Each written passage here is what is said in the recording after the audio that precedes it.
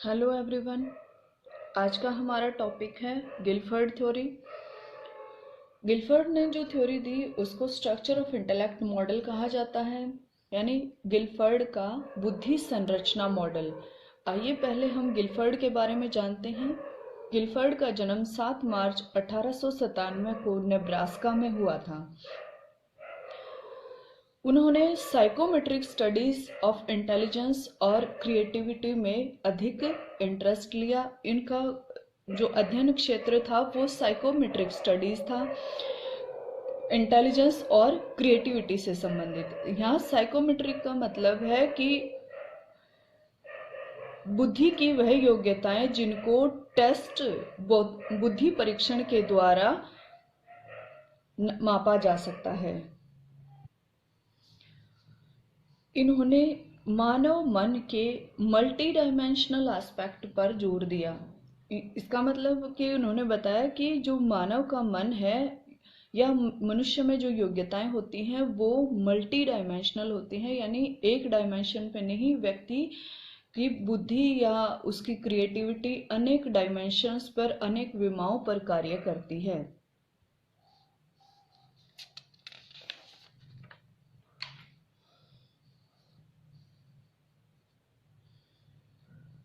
आइए अब हम जानते हैं कि गिलफर्ड ने बुद्धि का स्ट्रक्चर ऑफ इंटेलेक्ट मॉडल में क्या क्या बताया है।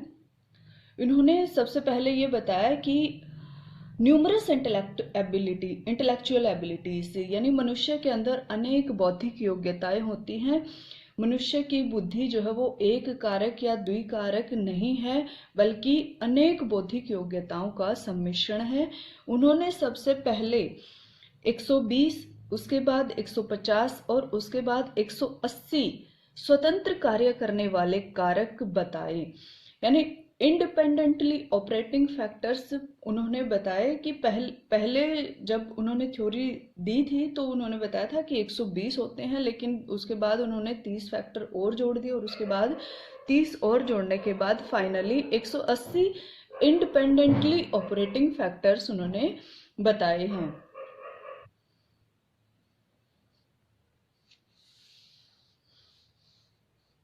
उन्होंने अपने इस मॉडल को 3 डायमेंशन क्यूबिकल मॉडल का नाम दिया। त्रिविमीय क्यूबिकल मॉडल, जैसे क्यूब होता है उसके 3 डायमेंशंस होते हैं, इन्होंने उसी प्रकार से अपने थ्योरी के अंदर 3 डायमेंशंस बताए बुद्धि के। फर्स्ट में है ऑपरेशंस, दूसरा कंटेंट्स और तीसरा प्रोडक्ट्स। आइए अब हम इनके बारे में जानते हैं।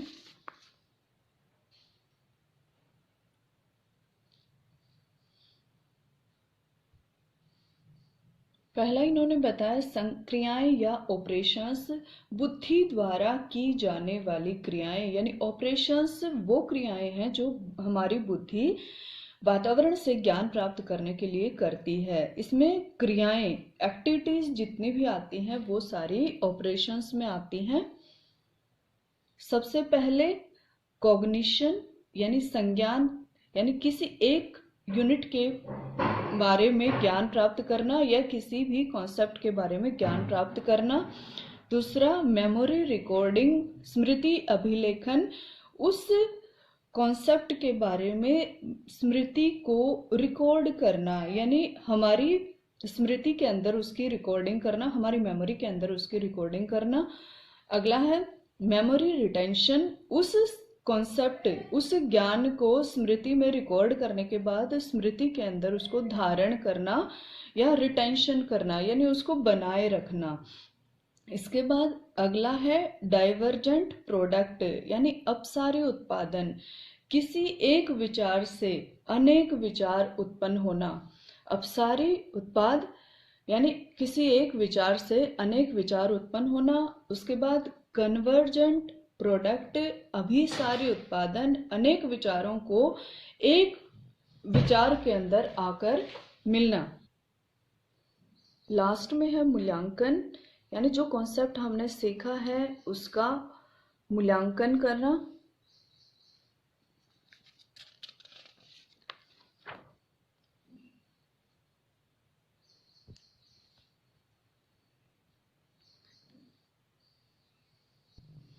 गिलफर्ड के द्वारा बताई गई 3 डायमेंशंस में से अगली डायमेंशन है कंटेंट्स या विषय वस्तु। विषय वस्तु वह सामग्री या सूचना है जिस पर व्यक्ति को बौद्धिक क्रियाएं करनी होती हैं, यानी वो सामग्री जिसको प्रोसेस करके व्यक्ति को ज्ञान प्राप्त करना है, सूचनाएं प्राप्त करनी है, सूचनाओं के द्वारा उसके ऊपर ऑपरेशंस करने हैं, संक्रियाएं करनी होती हैं। कंटेंट्स कैसे कैसे हो सकते हैं? सबसे पहले है विजुअल, दृश्य, चाक्षुष या दृष्टि संबंधी कंटेंट्स। हम जितना भी देखते हैं, देखने से जो ज्ञान प्राप्त करते हैं वो सारा विजुअल कंटेंट्स में आता है।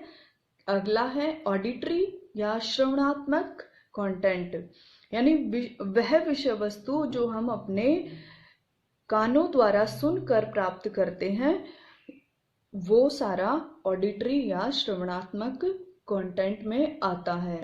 अगला है सिंबॉलिक या प्रतीकात्मक, यानी वो कंटेंट या वो विषय वस्तु जो हम प्रतीकों द्वारा सीखते हैं या प्रतीकों के द्वारा हम प्राप्त करते हैं, सिंबल्स के द्वारा प्राप्त करते हैं, जैसे गुणा, घटा, भाग आदि के सिंबल्स हैं, या फिर हमारे राइटिंग में जितने सिंबल्स होते हैं वो हमारा प्रतीकात्मक विषय वस्तु होगी या प्रतीकात्मक सिंबॉलिक कंटेंट होगा।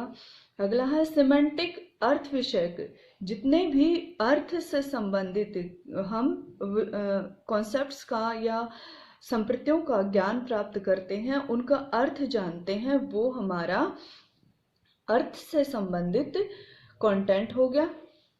इसके बाद अगला है व्यवहारात्मक, बिहेवियरल या व्यवहारात्मक कंटेंट।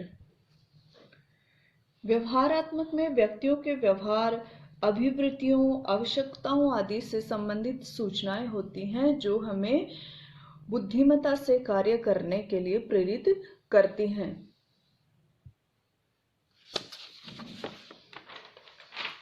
गिलफर्ड द्वारा बताई गई डायमेंशंस में लास्ट डायमेंशन है प्रोडक्ट, यानी उत्पाद। उत्पाद क्या है? विषय वस्तु पर संक्रिया करने का परिणाम ही उत्पाद होता है, यानी जो हमने कंटेंट लिया है उसके ऊपर जो हम ऑपरेशंस करते हैं, उनका जो प्रोडक्ट होता है या उनका जो रिजल्ट होता है उसे हम उत्पाद कहते हैं। हम एक बार फिर से दोहराएंगे। हमने कंटेंट के ऊपर क्रिया करके, कंटेंट्स के ऊपर ऑपरेशंस करके जो परिणाम प्राप्त होता है उसे हम उत्पाद या प्रोडक्ट कहते हैं। यह वातावरण के उद्दीपकों पर संक्रिया करके प्राप्त होने वाला ज्ञान है, यानी प्रोडक्ट वो ज्ञान है जो हम कंटेंट के ऊपर ऑपरेशंस करके प्राप्त करते हैं। यह ज्ञान क्या क्या हो सकता है, किस प्रकार से हो सकता है? सबसे पहला है इकाई, यानी हम एक यूनिट इकाई के किसी एक संप्रदाय या एक कॉन्सेप्ट के ऊपर हम ज्ञान प्राप्त करते हैं।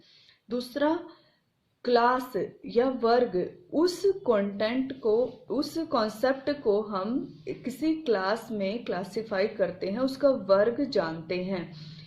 अगला है रिलेशन या संबंध, एक कॉन्सेप्ट का दूसरे कॉन्सेप्ट से संबंध जानने की कोशिश करते हैं।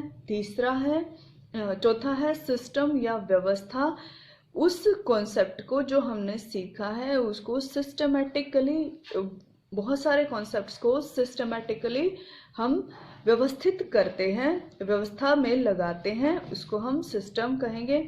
उसके बाद है इम्प्लीकेशंस या निहितार्थ, इसमें हम जो कॉन्सेप्ट है उसके अंदर निहित अर्थ को जानकर उसके बारे में प्रेडिक्शंस करते हैं, भविष्यवाणी करते हैं, उसके बारे में अंदाजा लगाते हैं कि इसमें क्या क्या हो सकता है।